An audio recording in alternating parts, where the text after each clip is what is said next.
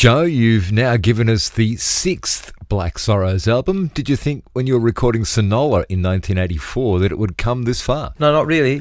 The first one was pretty tight. We're talking one day recording and one day mixing, and out 2 days later, basically, or out when the record was pressed. The day after the record was in my hand, it was in the street, which was not a bad way to work, on that level. So, it was only made as a record, that the Black Sorrows existed, and to sort of come down this road, and we're 6 albums in, it's rather amazing. The first 2 albums contain very much a specialist music. It wasn't really until the third, A Place in the World, that the Sorrows sound really clicked into place. Well, that's right. The third album we spent a bit of time on. I think we spent 4 days on the third album.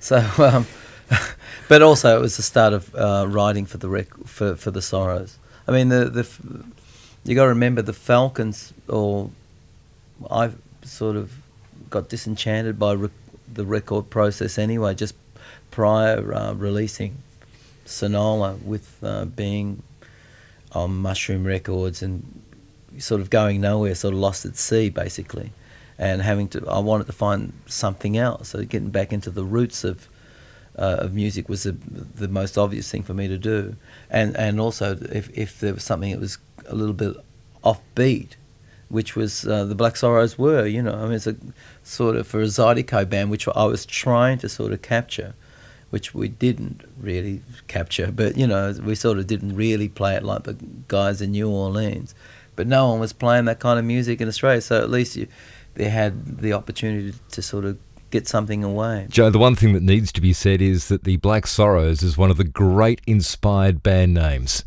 Where did it come from? Well, it's a weird one. There's we played in Malta, right? And there was we it's crazy. One guy's going up to me, he says, "I know the Black Sorrows. They played at my sister's wedding 15 years ago." So it's kind of I don't know, maybe it's sort of handed down, the sort of names handed down from Maltese to Maltese. But it was just kind of like an accident for me. We're playing at the Cafe Neon, and we needed a name for this, and it was, the guy's Greek, and he wanted to call us the Zorros. I said, well, why Zorros? He says, because it's black and it's... So I said, well, there you go.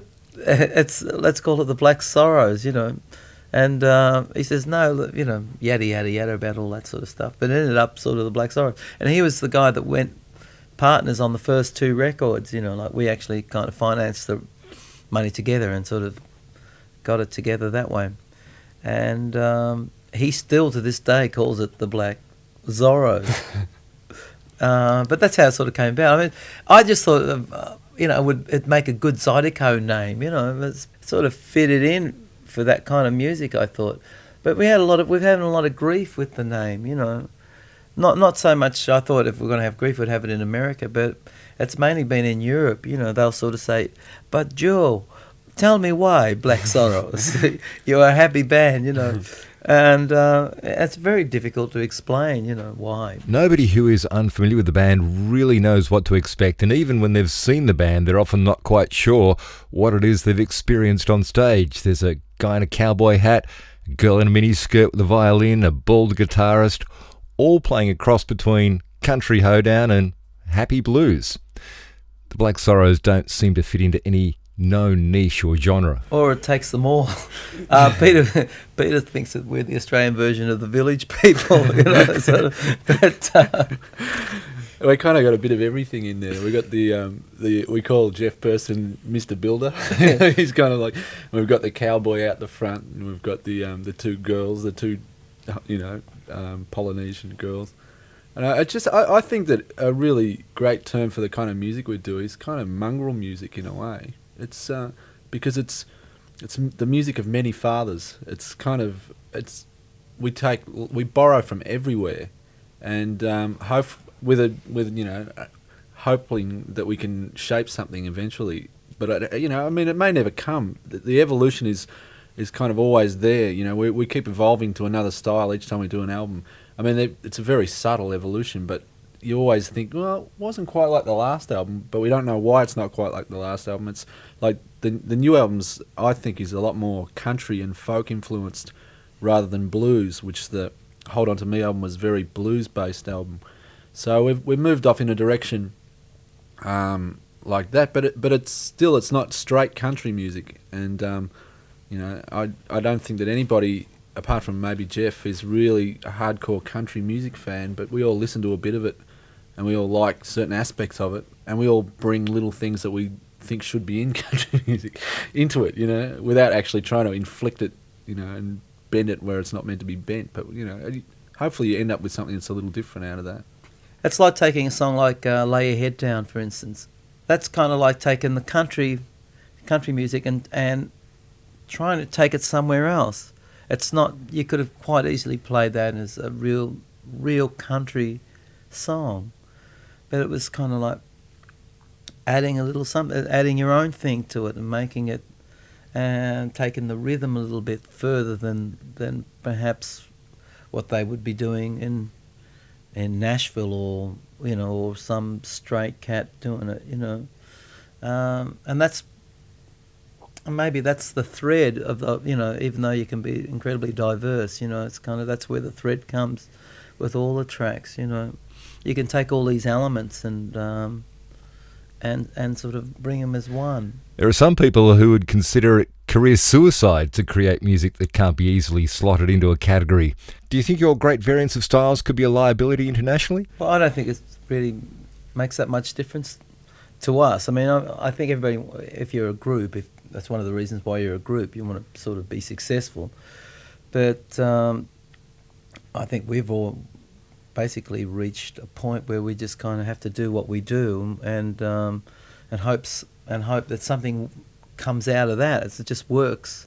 And if it doesn't, well, we can't really do much about it, I think if you get a look in, I think we made a few friends with the last record, and that was just as diverse as this one. When the album Hold On To Me came out, Rolling Stone magazine described it as an album crafted by lyrical and musical imagination, which has gone past the superficialities of pop music and tapped into the motherlode. That seemed to be a fairly common view. Do you subscribe to it? I don't think it's a conscious thing, but you look around, you look at the people in the band, and we're certainly not teenagers. And, to aim at a pop market for the sake of aiming at a pop market, it'd be really, that's more suicidal than being as diverse as you want, I think.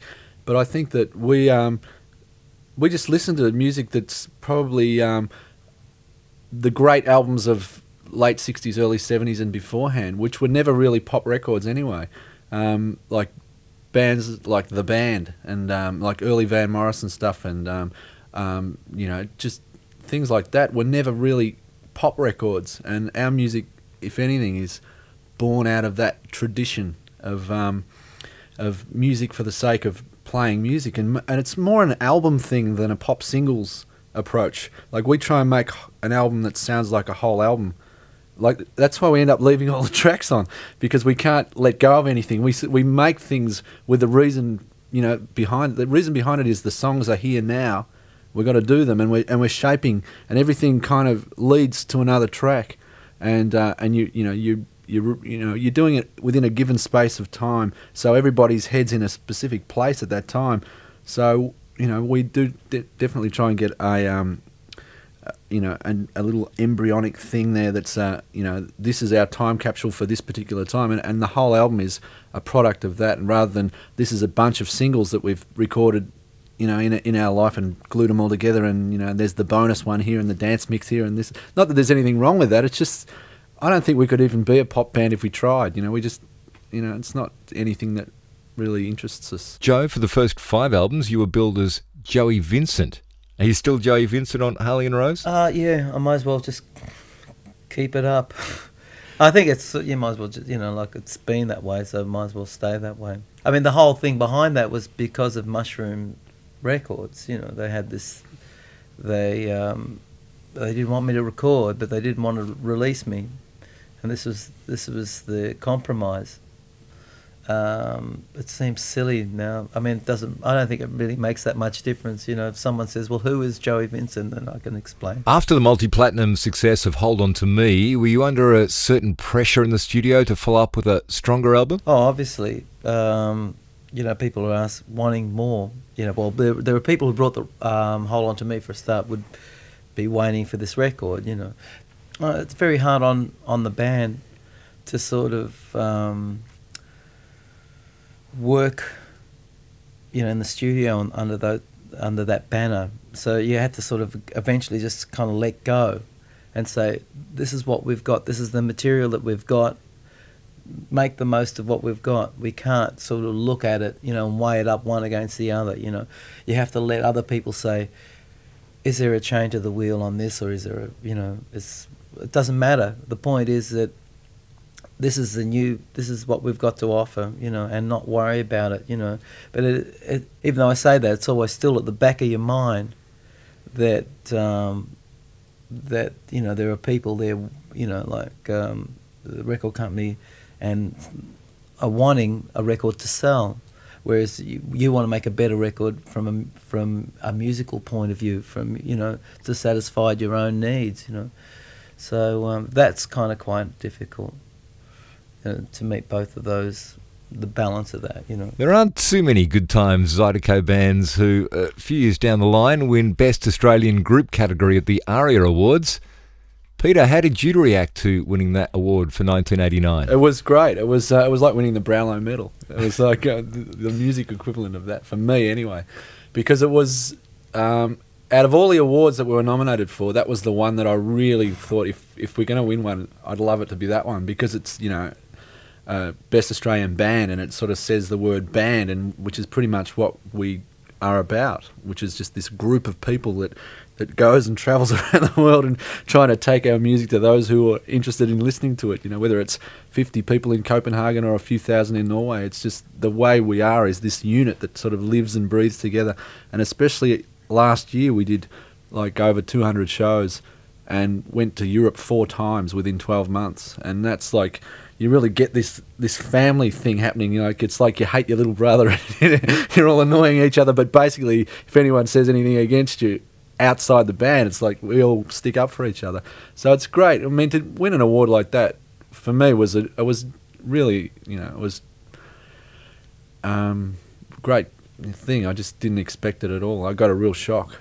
Especially because it was almost the last award that they gave for the night, and I'd given up by then. I was saying, I'm not coming back next year. And I don't care how many awards we get nominated for, I'm never coming back to these awards. Well, I went the year before, and when the record was current, so I didn't feel that there was any hope of anything like that anyway. So it was kind of quite odd, and I didn't even know about it till the next day, really. I just felt a bit funny. I mean, I do really feel a bit strange about those things, because it's nerve-wracking, and it's a good thing for the industry, And some people like being around other musicians and stuff, But to me, it's just like one big mess. And and the year before, I was sitting right in the front table. And I wasn't very comfortable about it, and I just said to myself, I cannot go, These things are just too much for me, Joe, watching you on stage these days, one senses an unmistakable joy, which seems to have come from your interaction with backing singers Vicka and Linda Bull. They have made a lot of difference to the Black Sorrows, and in particular, your own performance style? I think we certainly got something going. We've never talked about it. We do one routine. That was, which was, I love to lose. We do one routine, but they had their little thing. When they first joined the band, the first night they were in the back, behind, like as far back as the drums. And the second night they were up the front, and they stayed there ever since.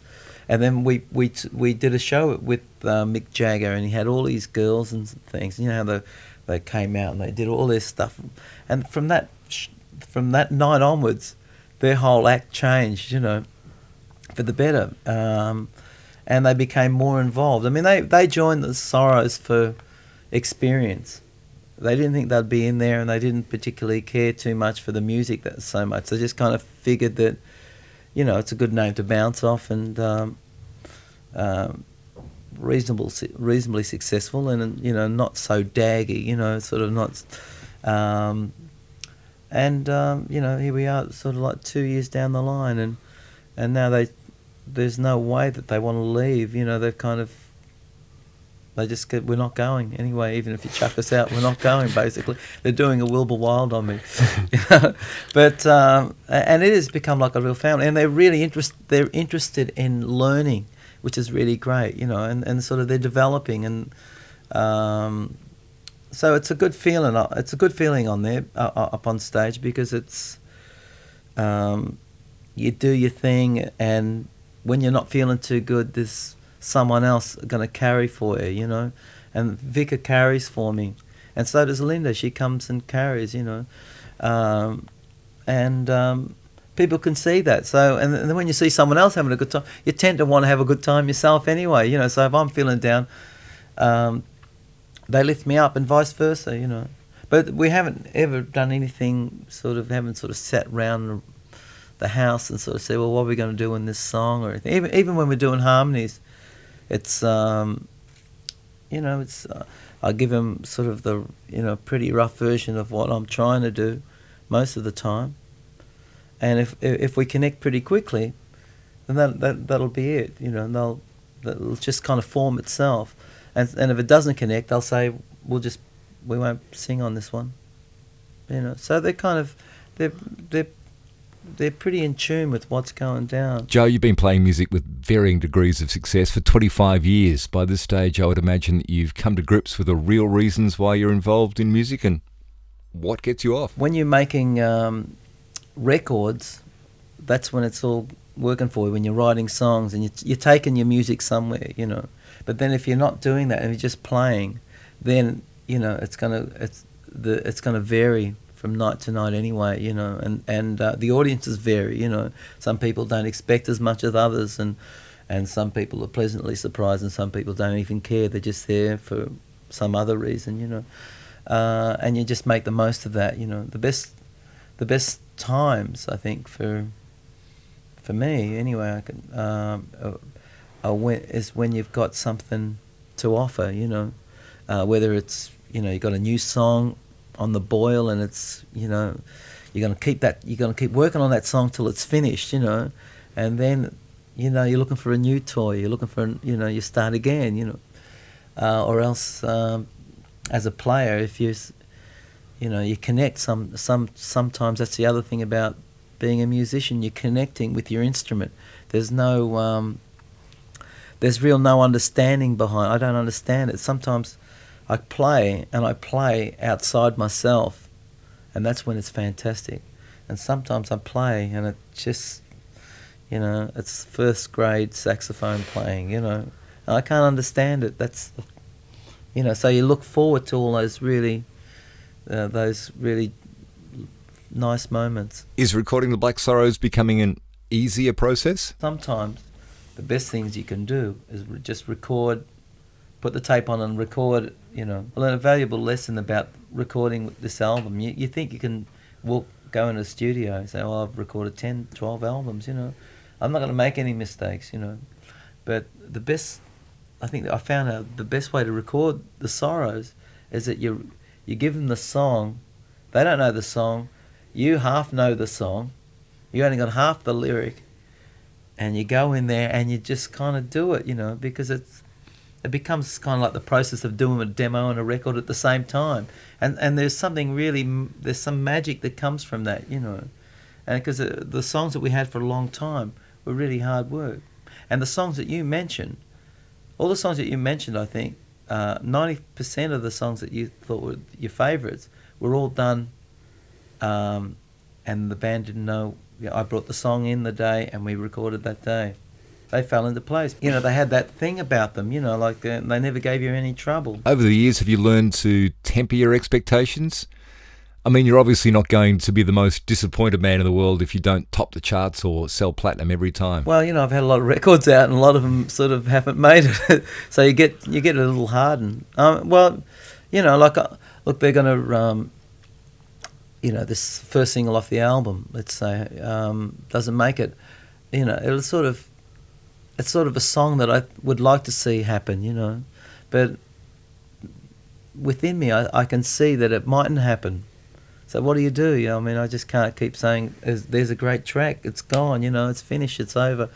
You know, I used to feel like that when something like, let me see, So Young, I always thought that was a really great song, you know, naive and everything, but it was a great song, and it did nothing, absolutely nothing, nowhere, you know, and, you know, I remember saying, you know, what am I going to do, you know? You just have to harden up and then sort of say, well, somewhere along the line you're going to release a song that you don't like, and bingo, it's going to work for you, you know. Like I never wanted, I didn't want Chained to the Wheel on the album. I didn't want it on the album. It was the last thing we recorded, and I fought for the record for that track not making it. It wasn't until I went away and thought about the song, how to restructure the song, put Vicar on the song, change the introduction. It used to be sort of like a country honk song, you know, like, and all piano. It was one of those tracks. It's just all piano, and it never worked for me until Vicar sang on it, and then you know, like I got that thing about, well, it's a domestic song, and it kind of works with two people connecting against each other, you know. And then I didn't mind it after that, you know. I can do it, you know, 200 times a year. But so there you go, you know, and there's that track, and it went gold. The single went gold, and sort of took the record somewhere else. As the band evolves, there seems to be a quite different tone to each album, and Harley and Rose is no exception. How do you see this one, Peter? It has definitely got more of a folky country influence, and I don't know why that is, because we didn't actually go out and all buy Irish folk records or anything like that, but I think it's almost like the closest thing on the last album I can put to that thing is Hold On To Me itself, the track itself, which is kind of like a 12/8 folk song, put, you know, with a different kind of melody over the top of it. Now, something like Harley and Rose is not, to me, that far removed from where that left off, and what we've done is we've just, you know, shopped it around and found the feel that works best on that track, which was almost a straight country feel, but then it's married with a little bit more rhythmic than a normal country feel, a guitar part that's almost bluesy, sort of twangy bluesy sort of thing. But I don't know, I would say that's almost a country track, you know. But I mean, the thing is that a lot of the music that we've probably been listening to in the last 18 months, especially on the road, you listen to a lot of music because you're visiting every record company in the world and stealing CDs out of their catalogue. So you have this collection of stuff. And I think we've been listening to a lot of things like more folk music of not necessarily Irish persuasion, but African folk music, Brazilian folk music, New Orleans folk music. I mean, New Orleans is one of the few cities in the world that has a heritage of folk music that still exists in its music that people listen to today.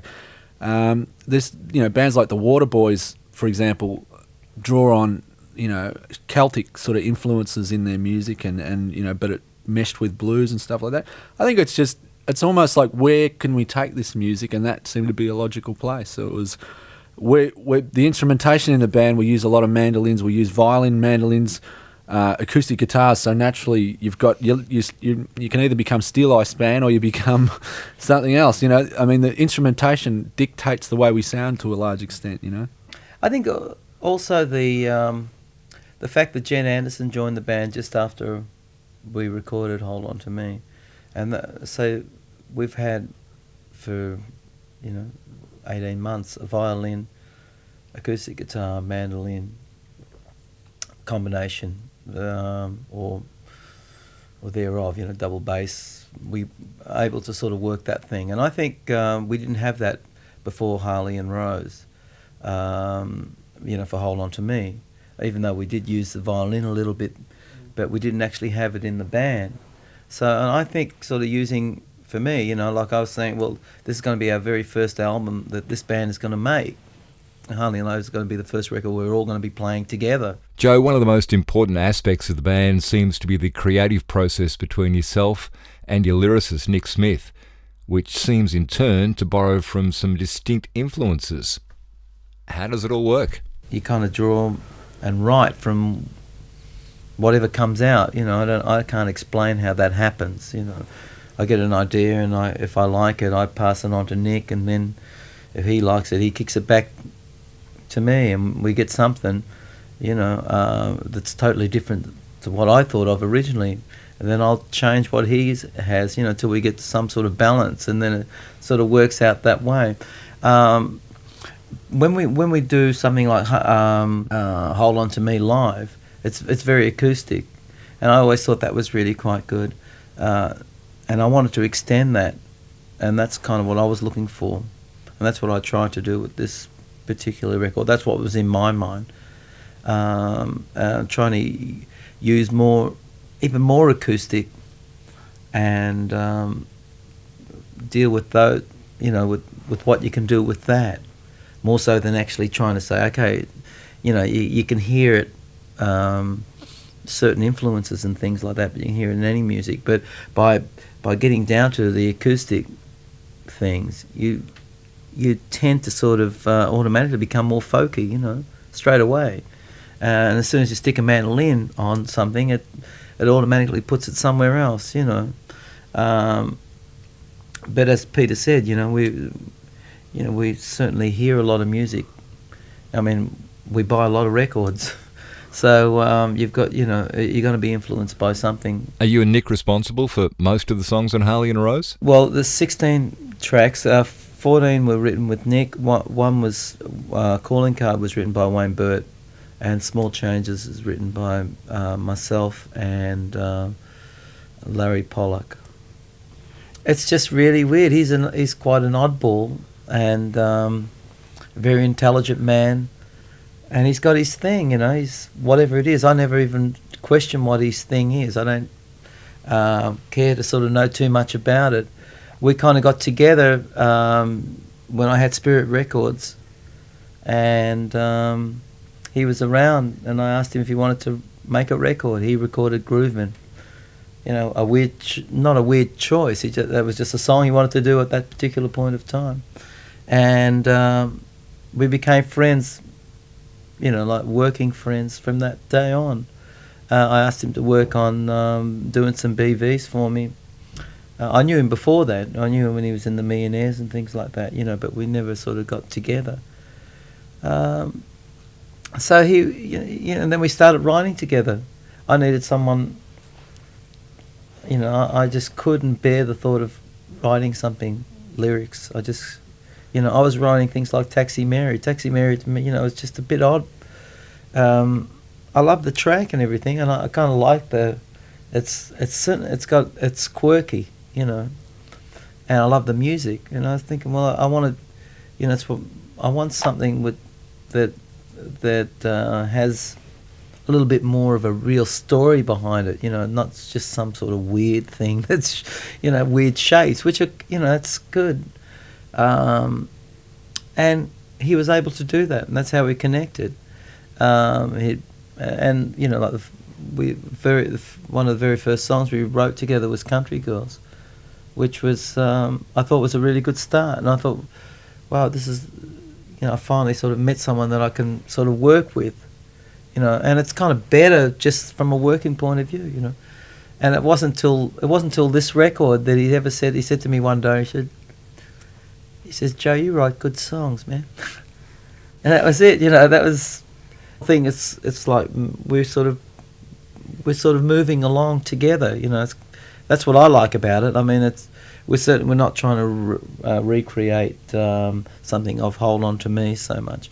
We're or trying to recapture Country Girls or something, you know, that we think could have quite easily been maybe some sort of formula, or something like Chain to the Wheel. You know, I mean, there's no chain to the wheel on this record. There's nothing that sounds like Chain to the Wheel, and I think that's an important thing for me as a musician, and for the band. You know, we just hope that we can sort of move forward, but and it is, you know, and it is Nick's contribution is very important. Were you tempted to play it safe with Harley and Rose and try to go for the winning sound of the last album? It always freaks me out to think that bands have to try to reproduce something that they've done that's successful. It can work for you, but by being safe, it actually means that you're taking 2 steps backwards. Even, you know, I don't think for 1 minute that we're going to sell as many records of this record as we did on the last one. You know, I mean, because the last record sold so many records. You know, I mean, maybe I'm just kind of like a $2 businessman, still. You know, to this day, you know, worry about $2. You know, like I didn't think the last record would sell. You know, like I thought if it sold 35,000 records, we were able to make another record. You know, and if it wasn't really realistically, you know, the record company got a lot to do with the success of your record, and if it wasn't for the fact that we had Chain to the Wheel and people took to it, I don't think we would have sold much more than 35,000 records.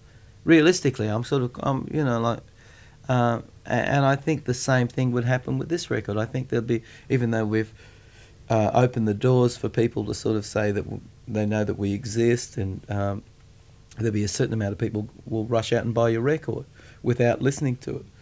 But if you haven't got that magic track that connects, you know, whatever it is, good, bad, or indifferent, you're not going to sell a lot of discs. So the whole idea is to make, you know, is to sort of move ahead, you know, so you've got somewhere to go. I mean, as a band, we want to go somewhere. You know, I'm still searching for something, and I know Peter is, and as a band, we're finding something. You know, we want to have our own thing. You know, I don't want to be tagged as Mr. Van Morrison's brother-in-law or young Bobby D. You know, you know, like as kind of like from a singing point of view. You know, I want to find my own. I think I have found my own voice on this record. You know, and so I'm going somewhere.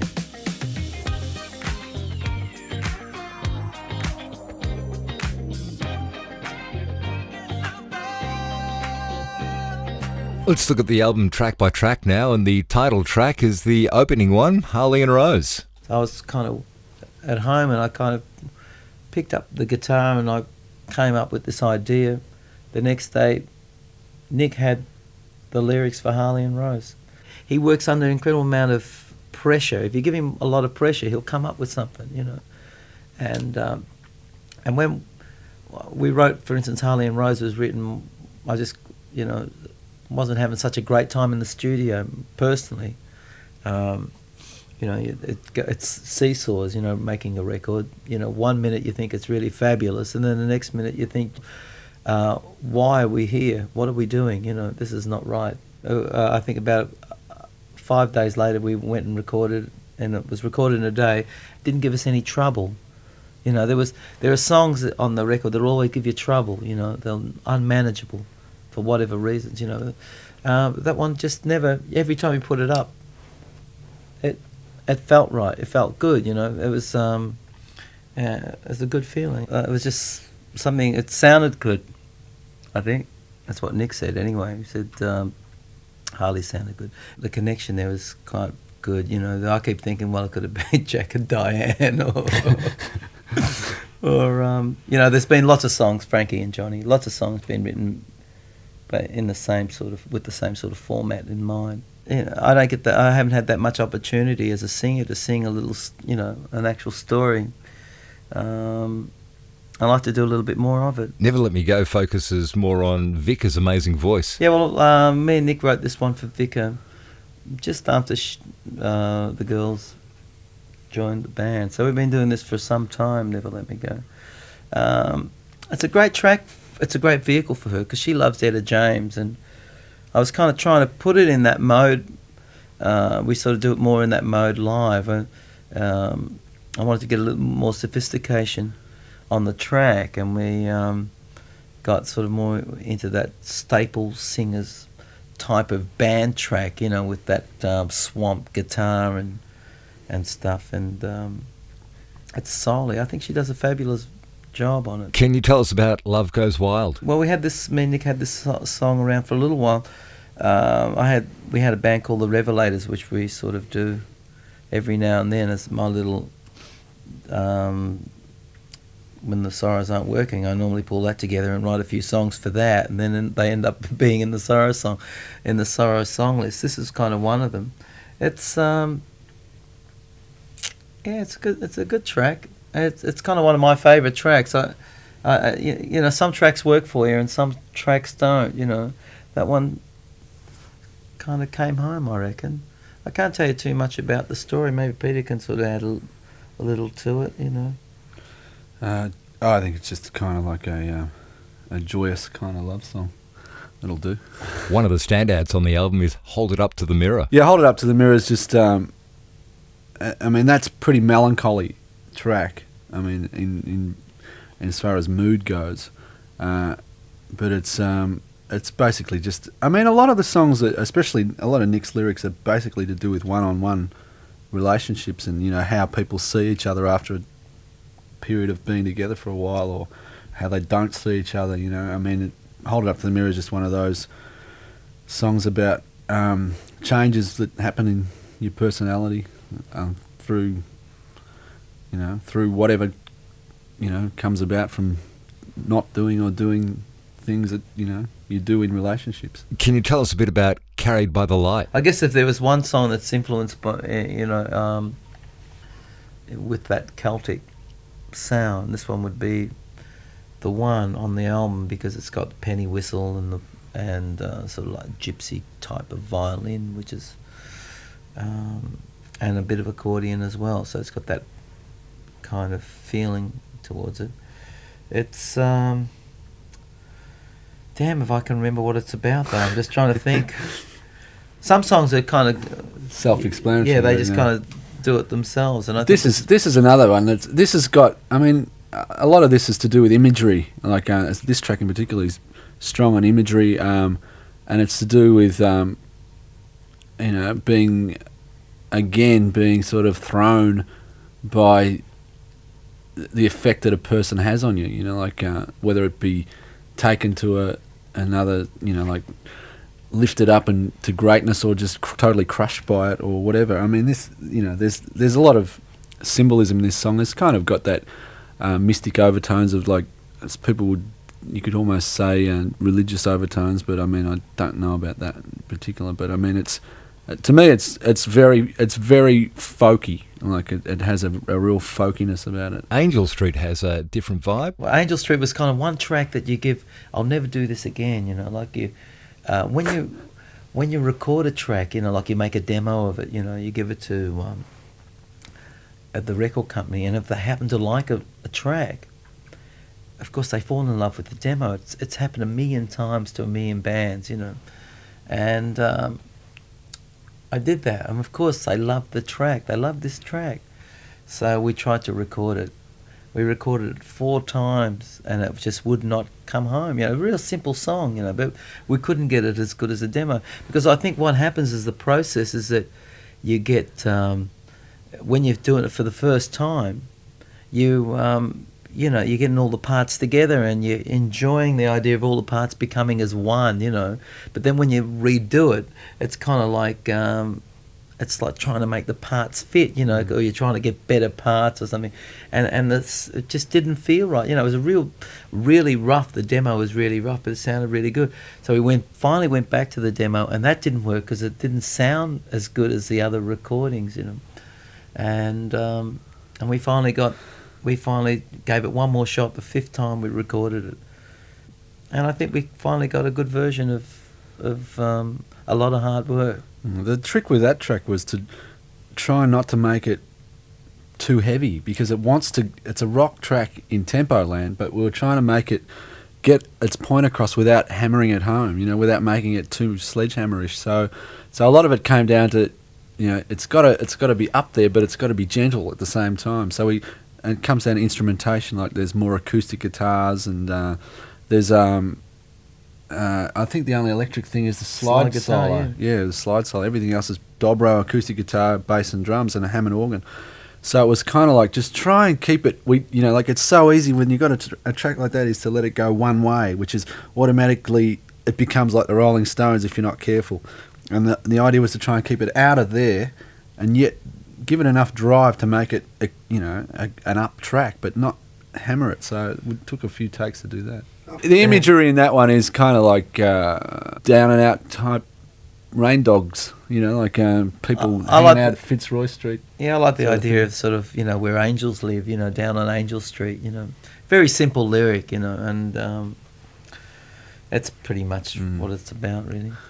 Or maybe how somebody becomes that way, like rather the decline of a particular person after they've sort of, or what they're sort of looking for and ending up seeking refuge in a place like, a bar. I mean, it's almost like the barfly mentality, ironweed mentality, that kind of thing, Can you tell us about Tears for the Bridge? Once again, a track that worked, I think we were one of the early tracks that we recorded for this, for the album, and this didn't give us much trouble at all, but some really good things, some fine playing from Gene Anderson on this, and of course I think it's probably one of Nick's best lyrics on the record, without a doubt. It's kind of just like the imagery, small town type stuff, really. Yeah, pretty much, and and some really lovely playing by James Black.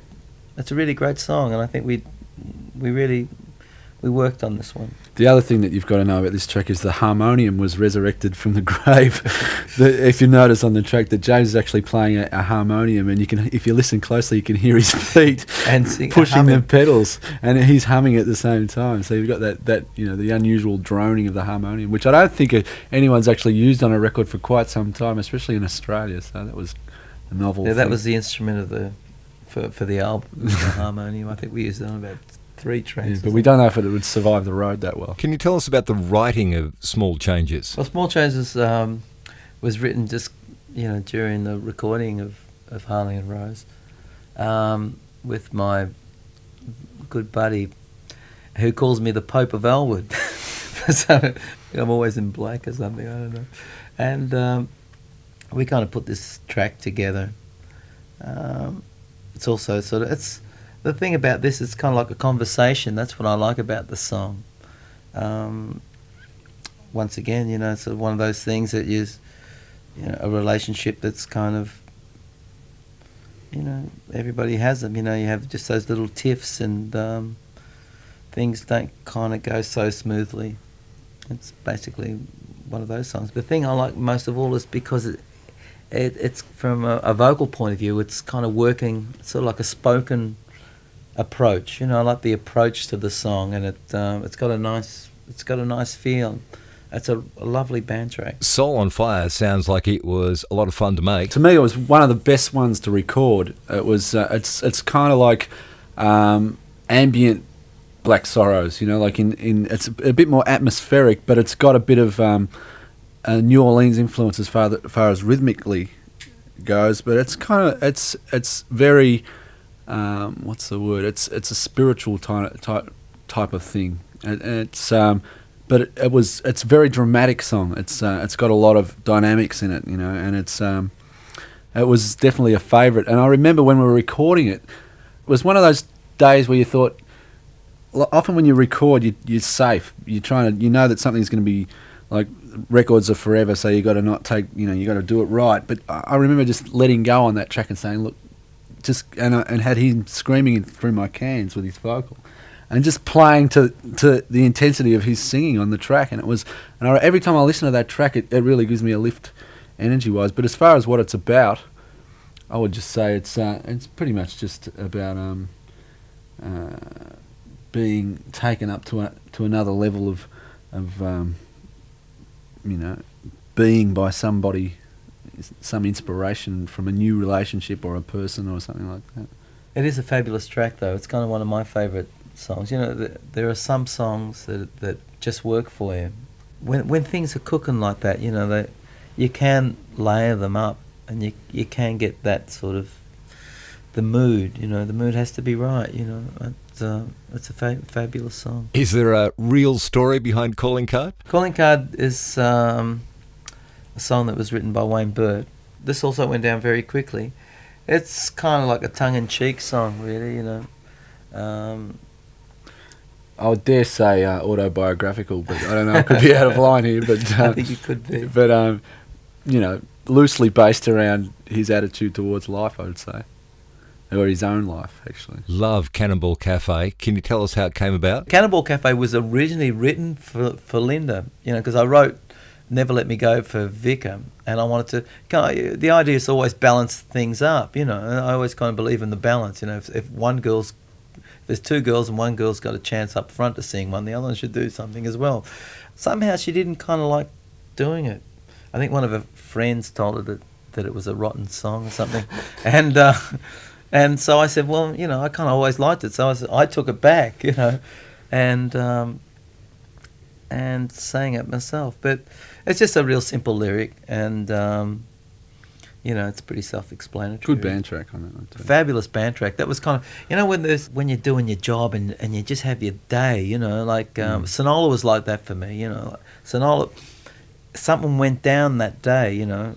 It's kind of like when you do a really good gig, you know, and you just wish you had the tape recorder running, you know. And when of course you have the tape recorder, nothing happens, you know. But the Cannonball was like that. It was just, it went down one shot, bing. No trouble, no nothing. It was every time you put it up, it sounded good, you know. So, so I kind of like that.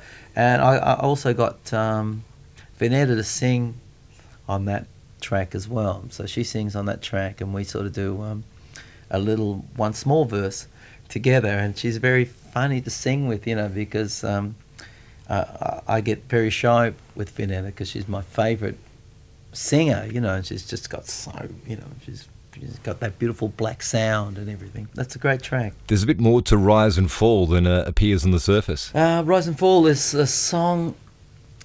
It's a bit of a sea shanty. Well, it's sort of, you know, it's about a sailor who, you know, who never comes back, you know, from the war, and she just doesn't quite get over it, and it's quite a sad song. Can you tell us a bit about House of Light? I think it's Nick getting into mystical mode a bit, and it's with his semi-religious death overtones, and you know, I think it's just basically about when you're kind of down and out, and you know, there's always going to be someone that's feeling just the same way you are, and you know, can kind of give you a hand and say, look, I've been there before, this is how it goes. Actually, Nick's pretty good at lifting you up too. If he's in a room, he can light a room up. Nick, he's a fabulous entertainer, you know, and it's sort of also a track that goes over incredibly well live. It's just one of those kind of, it's a country meets gospel, really, isn't it? Sort of. Baby, It's a Crime. Is it as fun as it sounds? Drinking song. Bingo. Yeah. No, yeah. It is. That's kind of like. I like this song. Yeah, it is. It is a drinking song. It's the woes of the demon drink and the way it affects people that happen to live together. But it's also reminiscent of early sorrows, place in the world type sorrows, with the accordion and the country meets New Orleans sort of vibe, and it's a happy little band track with I'd call it a ditty. It was really great. Peter let me play snare drum on that track, you know, where there was two snare drums. Yeah, we both played drums on that track. He thought I was like a little baby, you know, with left in a candy store on that track. I had so much fun doing it. I just had to I had to get in, you know, so I got to play the drums, and Linda was singing it, and then gave me the idea of sort of doing it with Linda, singing it together, duet, which is a hard thing to do, you know. I used to think that Kenny Rogers and Dolly, sort of working together was an easy gig, but it's kind of really hard because I'll always jump on her harmony and she'd tell me to piss off. But it was good fun, and of course now they're thinking what Peter keeps saying to Linda is that we have to do obviously a Linda Ronstadt sort of video for it, and she has to actually kiss me, and she's freaking out about that whole thing. Can you tell us a bit about Deadline Blues? Deadline Blues is probably the most eccentric track on the record as far as it's Africa meets the Greek islands meets Bangladesh and Babylon all in one track, because we've got sitar, we've got Alex Batu playing percussion, playing congas, and myself playing different kind of rhythms. That it was really indulgent track for us, especially for the rhythm section, because we got to play all these things that we never get to play, and it was a good fun. That was a really great track to play and record, and I don't know if it'll ever win any Nobel Prize for lyrics, but it's certainly got a bit of, it's got a certain something about it. It's a real oddball track that I think we were going to ditch it from the album if we were going to have to cut the number of tracks down, but we kind of always fought for it because of its quirkiness, so hopefully that'll come across. Sorry, Pete, I was going to say, I got the idea for that song from, I was watching this show on TV, it was about sort of African folk music, and it didn't quite come out that way, but it was supposed to be sort of like a kind of bluesy, but with all these different influences, which we sort of manage to do that. But and that was the inspiration behind that, and I kind of enjoy playing that track. I enjoy playing it. I've been playing it with the Revelators in Melbourne. And it goes down a storm. It's a fabulous, because it has got a great feeling. Lyrically, it's kind of not one of Nick's greatest lyrics, but it's kind of good. It's good to sing, and it's good to spit out the words like that. Sort of reminds me of some kind of blues that they would do in the '60s without all that stuff. If you strip it all away and just have the dobro and the singing, it'd be sort of like that kind of thing, almost not quite Taj Mahalish, but sort of in that vein, But I kind of like the idea of having the the sitar and the sort of weird strings and stuff, and that took it somewhere else, just goes so you can actually move it somewhere. And the final track on the album is Lay Your Head Down. I did a demo for this, like with just without any lyrics, of course. I normally do that, I normally make a little something if I've got the time. I gave it to Nick, and he wrote a very pretty lyric about lost love and stuff, and it just kind of worked. Peter was pushing for it in a different way, I was quite happy to do it reasonably straight, and Peter kept pushing for it in the way that it eventuated. I just kind of like I like the way it falls. I like the harmonies. I like the emotion behind the track. I think it's also quite a nice lyric as well.